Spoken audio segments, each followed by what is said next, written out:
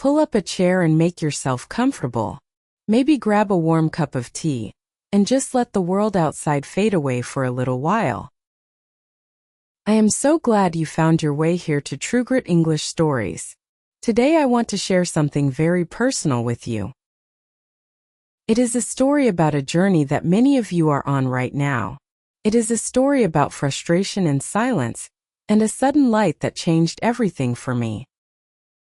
I want to talk about how I became fluent in English by doing just one thing. But before I tell you what that one thing was, I want to tell you about the wall. I spent years staring at a brick wall. That is the only way I can describe it. I thought the secret to speaking English was hidden inside a grammar book or buried within a list of 5,000 words I needed to memorize. I thought if I just worked harder and if I just studied longer, I would eventually wake up one morning and be fluent. I had this vision of myself waking up and suddenly the words would just be there. They would be perfect and polished and effortless.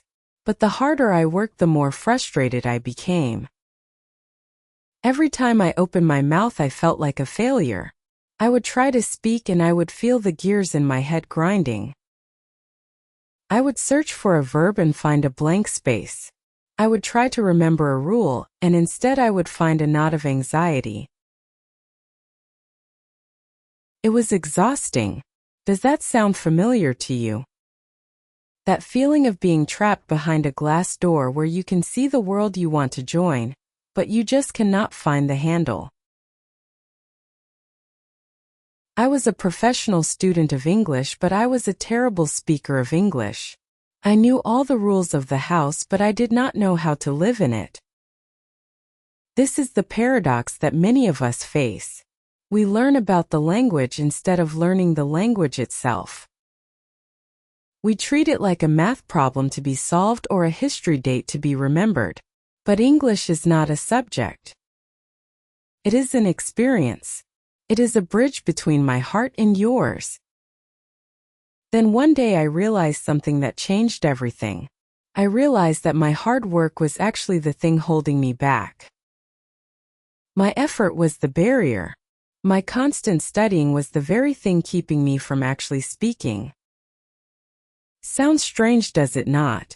How can studying keep you from learning? But it was true. I was so focused on being right that I forgot how to be real.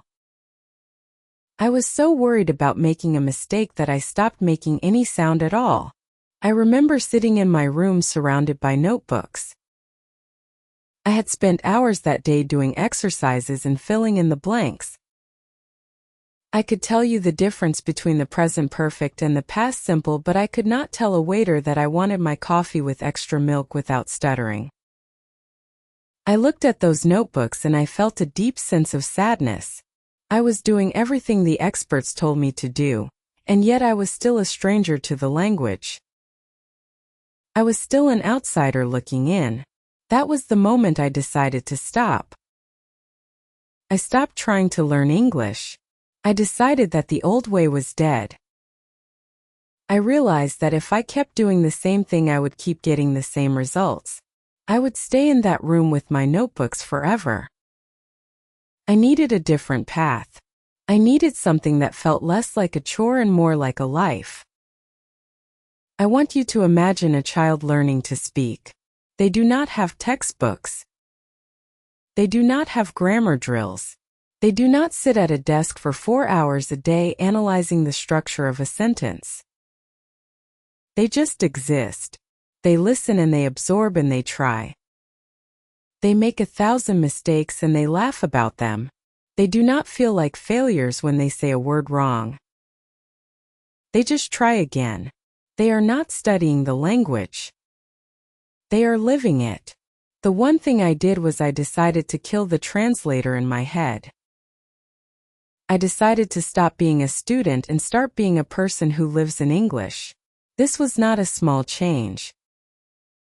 It was a complete psychological shift.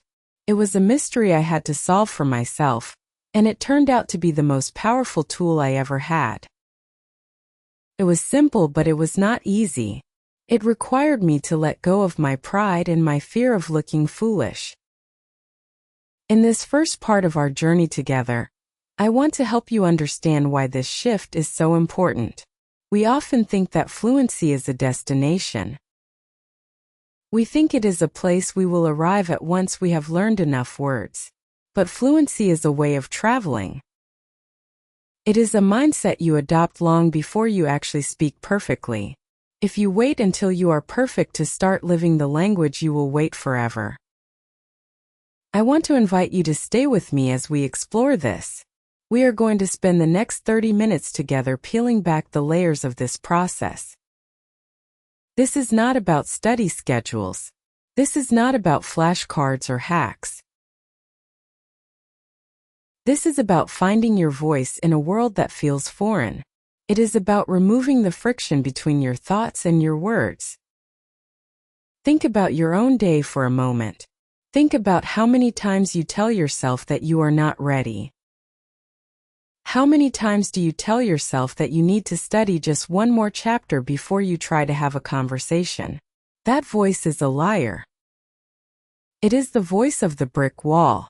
It is the voice that wants to keep you safe and comfortable and silent. But growth does not happen in the comfort zone. Growth happens when you decide to breathe the air of the language, even if it feels a little cold at first. When I stopped translating everything in my head, I felt like I was walking without a safety net. It was terrifying. Every time I heard an English word, I used to immediately look for the equivalent in my own language. I was building a bridge with a middleman. Every thought had to pass through a gatekeeper who checked the grammar and the vocabulary before letting it out. That gatekeeper was slow and he was very strict. By the time he let the sentence through, the conversation had already moved on. I was always one step behind. Always chasing the tail of the talk. The one thing I did was I fired that gatekeeper. I decided that from that moment on, English would be the air I breathed. This sounds poetic, but it was actually very practical. I began to look at the world and name it directly. I stopped seeing a wooden object and thinking of my native word and then translating it to chair. I just looked at it and thought chair. I felt the word chair. I saw the shape and the wood and the comfort, and I linked it directly to the sound of the English word. This is the psychological hook that changes everything. You have to remove the friction. You have to build a direct bridge between your brain and the world around you. When you do this, you are no longer a guest in the language. You are a resident. You are starting to build a home. As we sit here together, I want you to reflect on your own journey. Are you treating English like a subject you need to master, or are you treating it like a friend you want to know? The secret to fluency is not found in a book. It is found in the moments when you choose to let go of the need to be perfect. It is found in the quiet decision to just be present. We have a long way to go today, and I have so much more to tell you about how I navigated the middle of this journey. The parts where it felt like nothing was happening. The parts where I wanted to give up. But for now, I want you to just sit with this idea. Think about what it would feel like to stop translating. Think about what it would feel like to just let the words exist without judging them. You are doing a brave thing just by being here and listening. You are already making progress because you are opening your mind to a new way of thinking. Stay with me. Let the rain continue to fall outside. We are just getting started, and I promise you that by the time we are finished, you will see your path to fluency in a completely different light. You are not a failure. You have just been using the wrong tools. Let us find the right ones together. Let us learn how to live the language. Let us learn how to finally speak. Welcome back to our quiet corner here at True Grit English Stories. I hope your tea is still warm and you are feeling settled. In the first part of our talk, I told you about the brick wall I hit. I told you about the frustration of knowing all the rules but being unable to use them. I told you that the secret was doing one thing. I called it killing the translator. Now I want to take you deeper into how I actually did that. I want to show you the practical steps of how a person goes from being a student to being a speaker. This is the part where the mystery starts to turn into a method. It is the part where you stop wondering how to do it and you start seeing the path clearly in front of you. I want you to imagine that your brain has two rooms.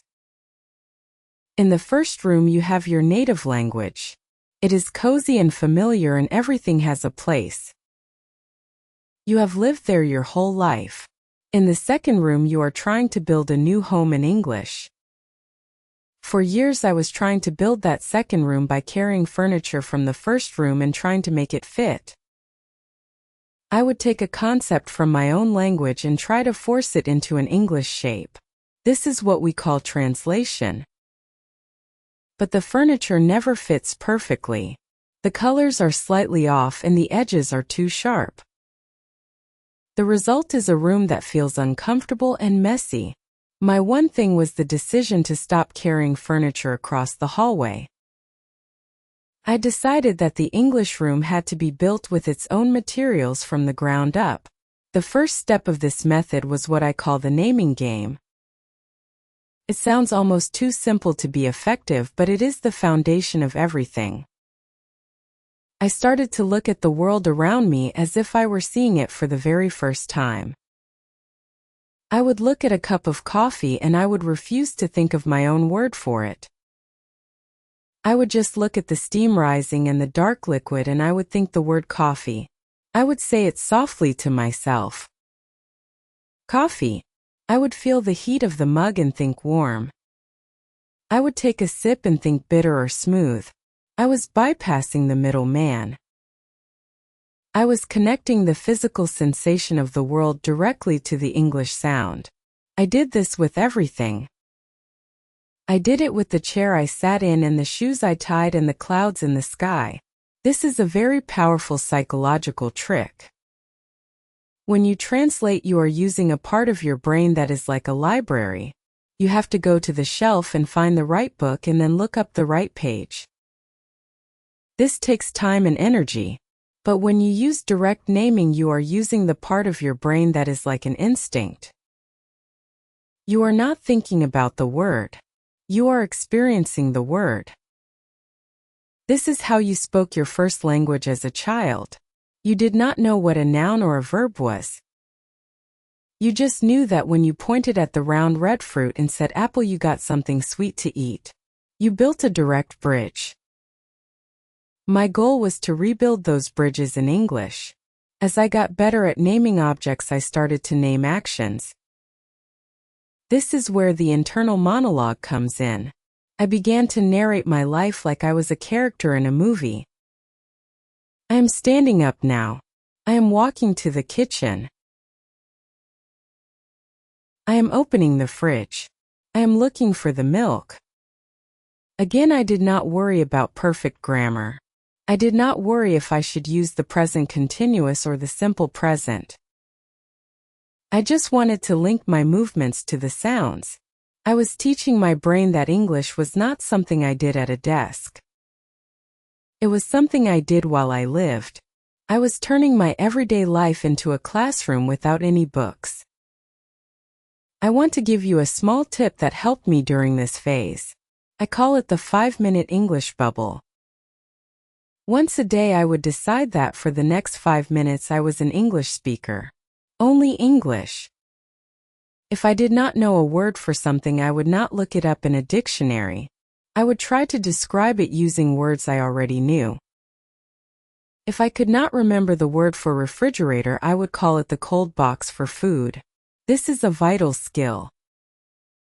It is called circumlocution. It is the ability to talk around a word you do not know. This is what native speakers do when they forget a word. They do not stop talking and go look it up. They just describe it. By practicing this in my 5-minute bubble, I was learning how to be fluid even when my vocabulary was small. Many people ask me how they can do this if they live in a country where no one speaks English. That was my situation too. I was surrounded by my native language all day long. But the beautiful thing about your mind is that it is private. You can build your English home inside your head no matter where your body is. I started to change my environment in small ways to support my new habit. I changed the language on my phone. I started to listen to English music and podcasts even when I did not understand everything. I was creating an immersion experience in my own bedroom. I was soaking my brain in the sounds of the language. I want you to think about this for a moment. Most people spend their time trying to push the language into their brains. They study and they memorize and they force. But I found that it is much more effective to let the language pull you in. If you surround yourself with the sounds and the names of things, eventually your brain will start to crave the patterns. It will start to predict what comes next. This is the quiet growth I mentioned before. It is the feeling of the seeds growing in the dark. You might not feel like you are getting better on Monday or Tuesday, but then on Wednesday you will find yourself thinking of a word without even trying. That is the moment the bridge becomes solid. One of the hardest parts of this method was dealing with the silence. There were times when I wanted to say something complex, and I just did not have the words. In the past, I would have translated it from my native language and ended up with a broken sentence that sounded like a robot. But after my shift, I learned to embrace the silence. If I could not say it simply in English, I would not say it yet. I would wait. I was protecting my English room from the clutter of translation. I was being patient with myself. I was allowing my English to be simple like the English of a child. There is no shame in being a beginner.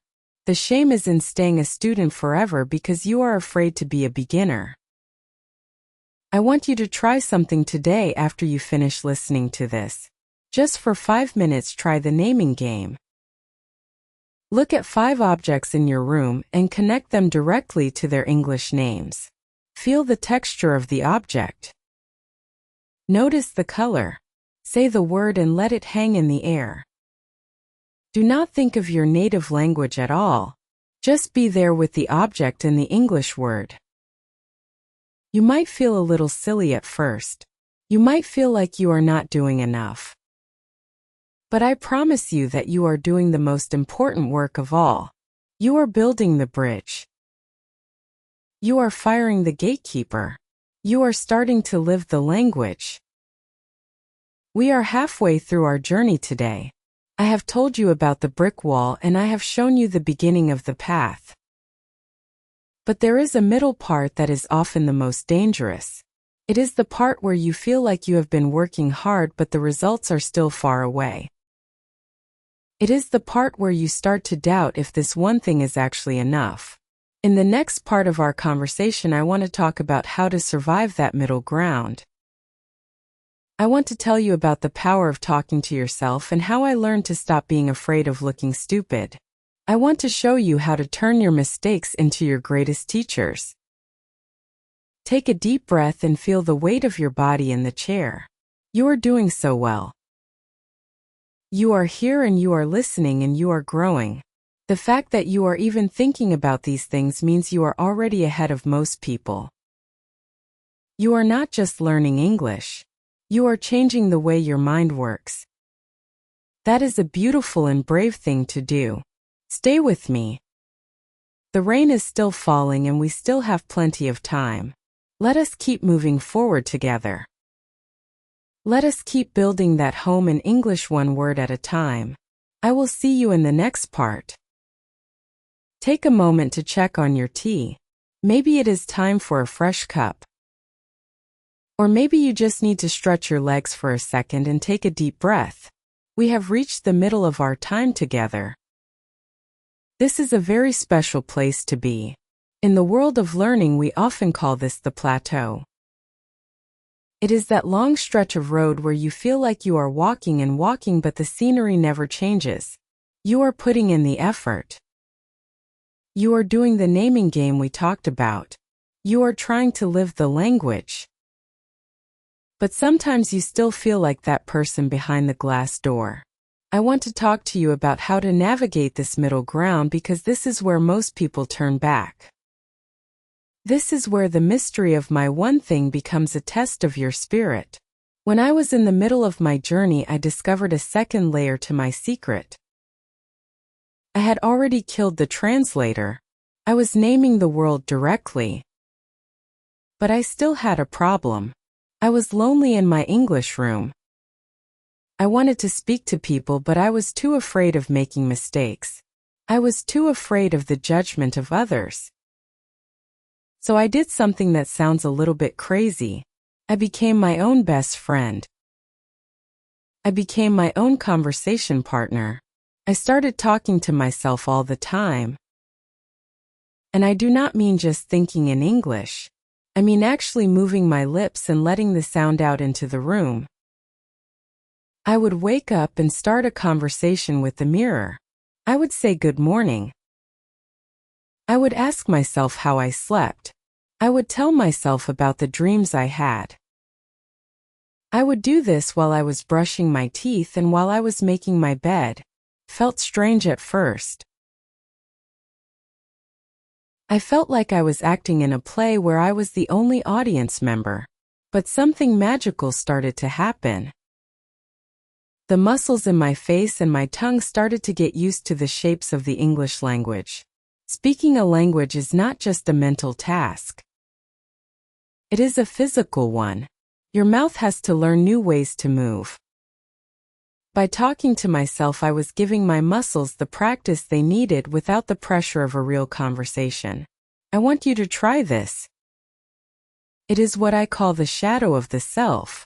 Whenever you are alone, I want you to narrate your inner world. If you are feeling sad, tell yourself why in English. If you are excited about a movie, tell yourself the plot. This is powerful because there is no one there to judge you.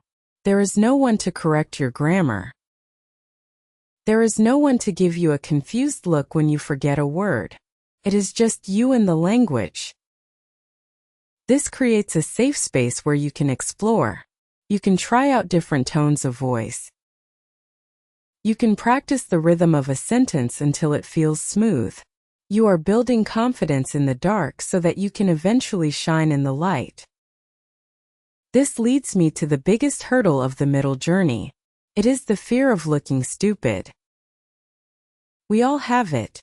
We want to appear smart and capable and professional. When we speak our native language, we are all those things. But when we speak a new language, we often feel like children. We feel small. I had to learn to embrace that smallness. I had to realize that my mistakes were not failures. They were data points. Every time I said a word wrong, it was a chance to learn the right way. The one thing I did was I stopped apologizing for my English. I decided that if I made a mistake, it was just a sign that I was pushing my limits. It was a badge of honor. Think about it this way. If you go to the gym and you never lift a weight that is heavy enough to make you struggle, you will never get stronger. English is the same way. If you only say the things you already know perfectly, you will never grow. You have to be willing to lift the heavy words. You have to be willing to let your voice shake a little.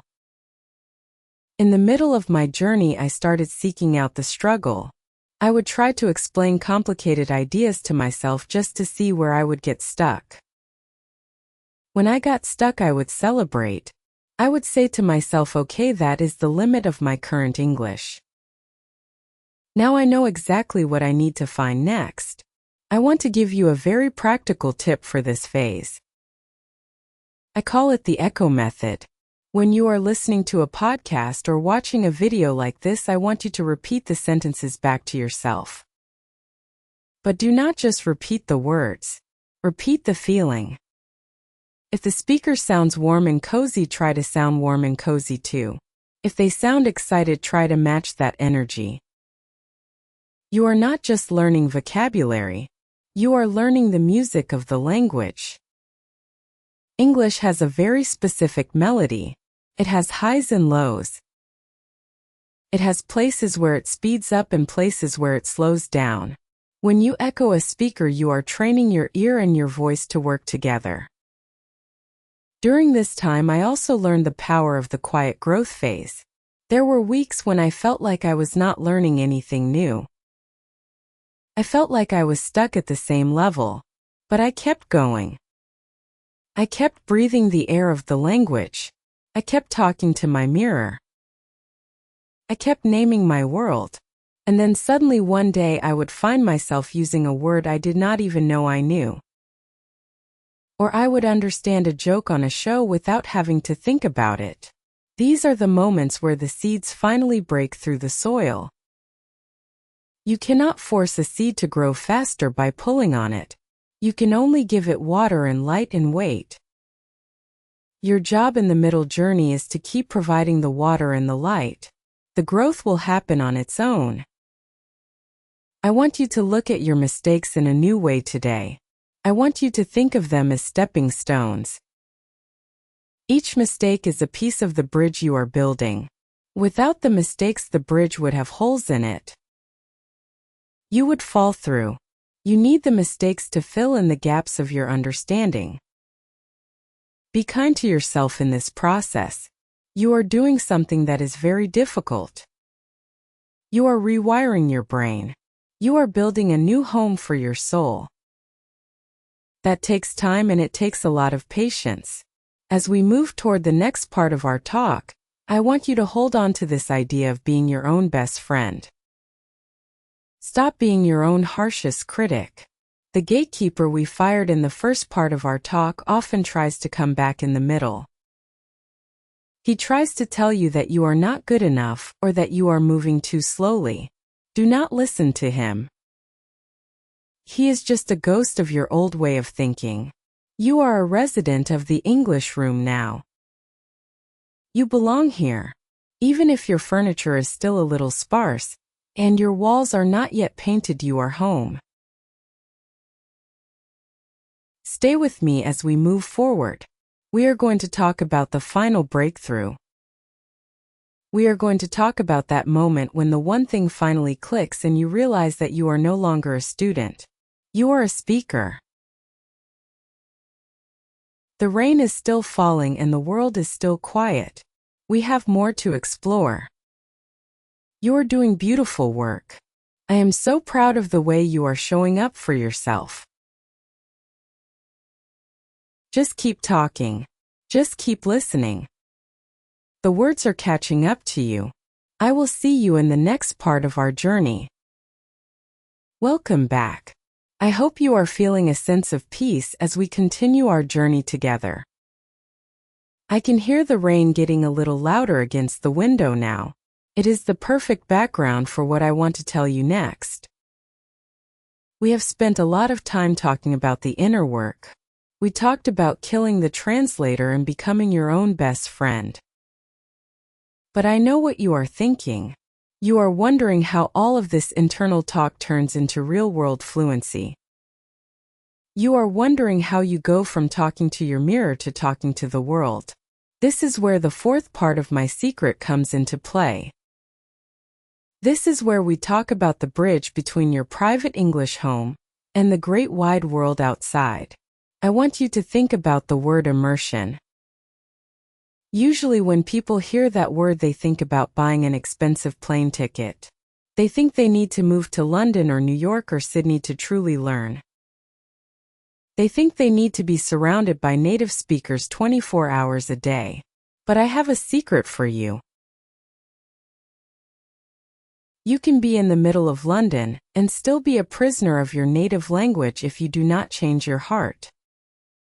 I have seen people live in foreign countries for 10 years and still struggle to order a meal. Immersion is not a place. It is a state of mind. The one thing I did was I created an emotional immersion. I did not just surround myself with English sounds. I surrounded myself with English things that I actually cared about. This is a huge psychological shift. Most students treat English like a container. They try to fill the container with facts and rules. But I started treating English like a lens.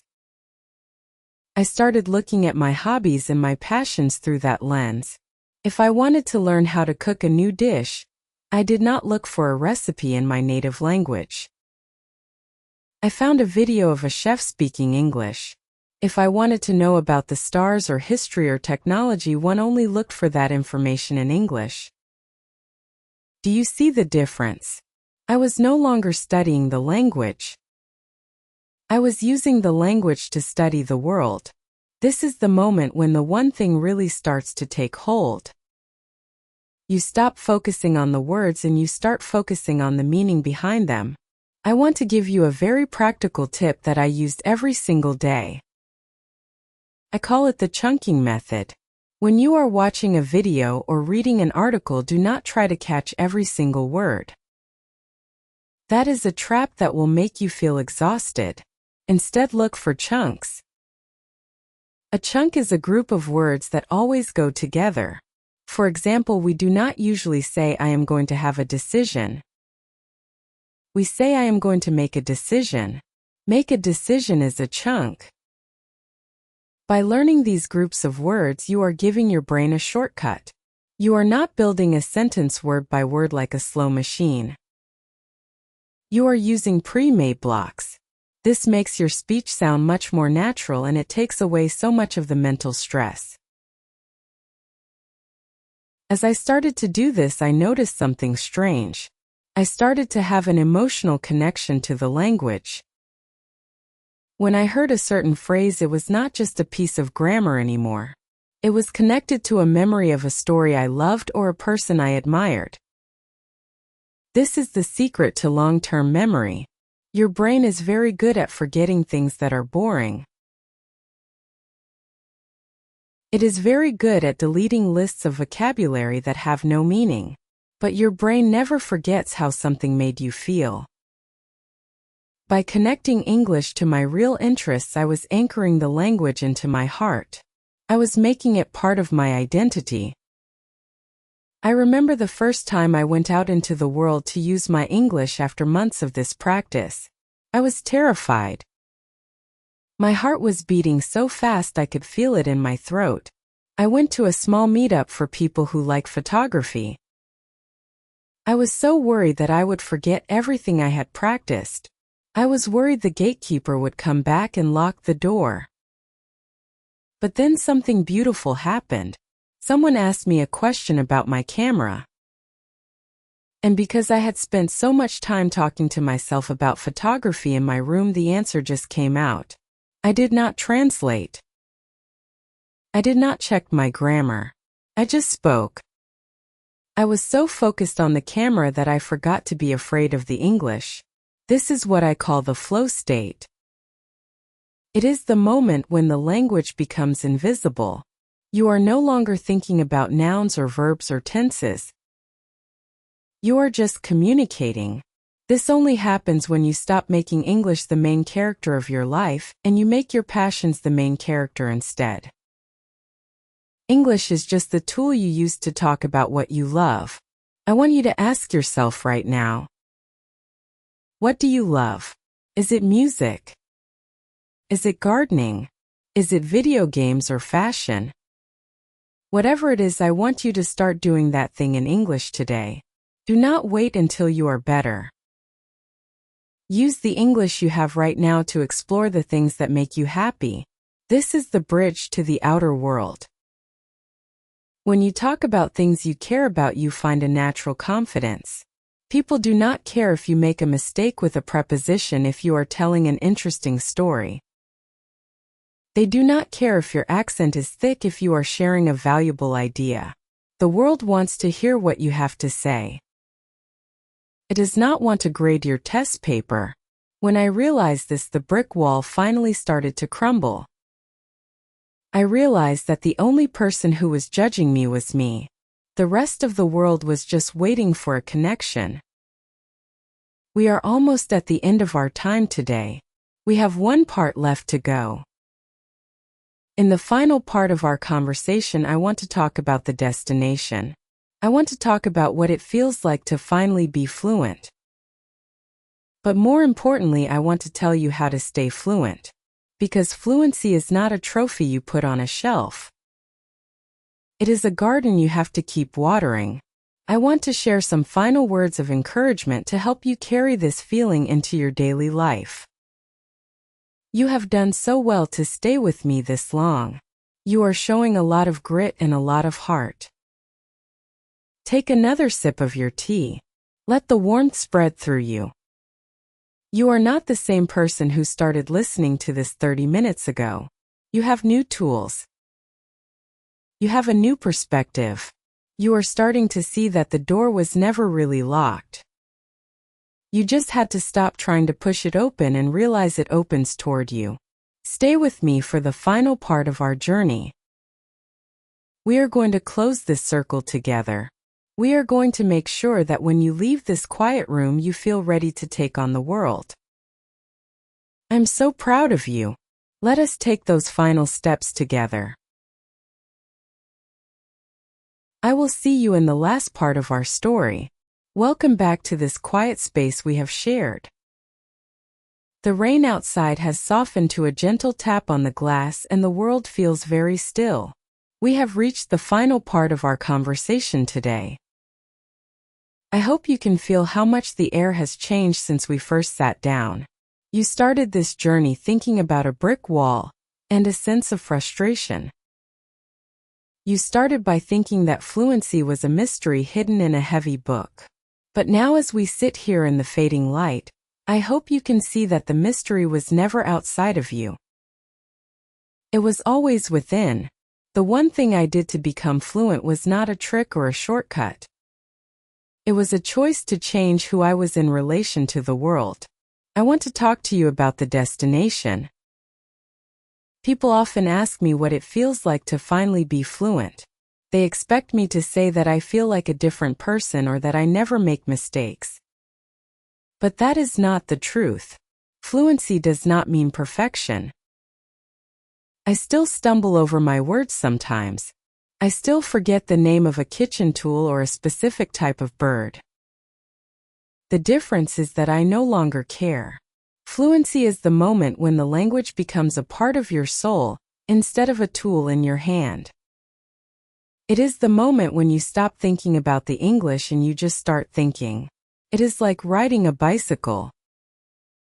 You do not think about the pedals or the chain or the balance. You just think about where you want to go and your body takes you there. The one thing I did was I decided to be a speaker today. I stopped waiting for a future version of myself who was smarter or more prepared. I realized that the only way to become that future person was to live as that person right now. This is the biggest psychological breakthrough you can have.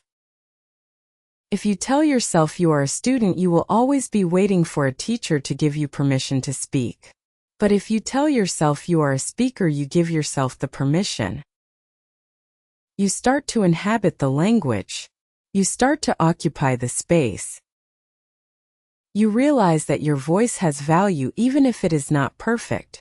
I want to give you a final practical tip for your daily life.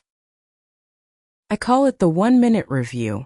At the end of every day, I want you to sit in a quiet chair just like this one. Close your eyes and think about one thing that happened today. Maybe it was a good meal or a funny thought or something you saw on your way home. Try to describe that one thing to yourself in English for just 60 seconds. If you do not have the words, use the ones you do have. If you get stuck, just breathe and try a different way to say it. This simple habit does two things. It reinforces the bridge we have been building, and it tells your brain that English is the language of your memories. You are teaching your subconscious that your life happens in English. As you continue on your path, you will have days where it feels like the brick wall has come back. You will have days where you feel tired and the words will not come. When those days arrive, I want you to remember this conversation. I want you to remember that growth is not a straight line. It is a series of waves.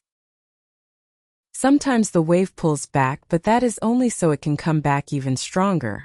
Do not be discouraged by the quiet phases. They are just the moments when your brain is busy processing everything you have learned. Trust the process. Trust your mind. Most importantly, trust yourself. You have shown so much grit just by finishing this journey with me today. Many people look for the quick fix or the easy answer, but you have stayed to listen to the deep truth.